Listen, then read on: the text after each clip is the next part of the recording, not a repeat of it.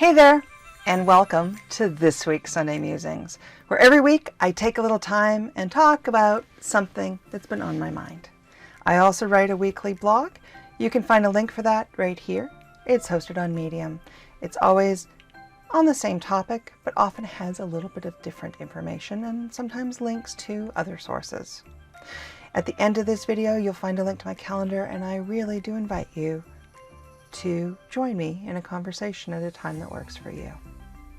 So this week, we're doing another Unexpected Wisdom, which is where I find some passages or phrases in children's books that maybe I didn't pay attention to earlier or they didn't resonate at the time, and I talk about them.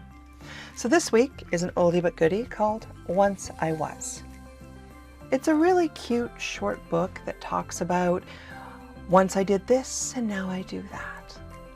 And the phrase I want to talk and pull out today says, once I couldn't even walk.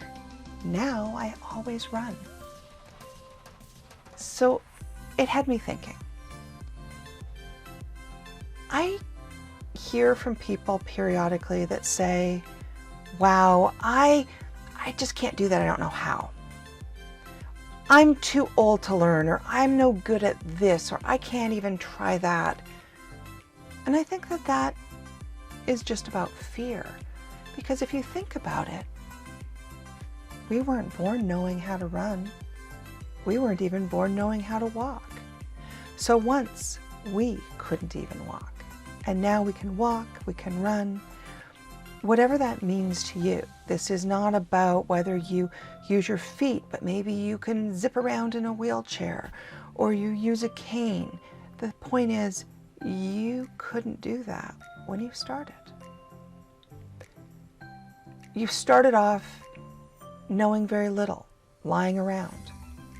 Then maybe you learned how to roll over. And then you would do that weird crawling sort of rotating thing. And then maybe you crawled. And then you'd climb up on furniture and wobble and fall down and get up again until you could walk using the furniture as an aid. And then you'd see something you wanted and you'd take those first steps and you'd wobble, reaching for them and falling down. Until eventually you got strong enough to where you could walk to something, much to your parents' joy. And then eventually you'd walk everywhere. And then you'd walk faster, and then you'd run. This same thought process, this same evolution of skills is what we need to think about every day. So instead of saying, I don't know how, I can't do it, I don't know how to, think for a second about if it's something you would like to do. Because it's okay to be nervous and be afraid that you don't know how.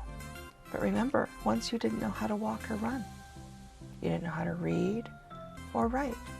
You had to learn these things.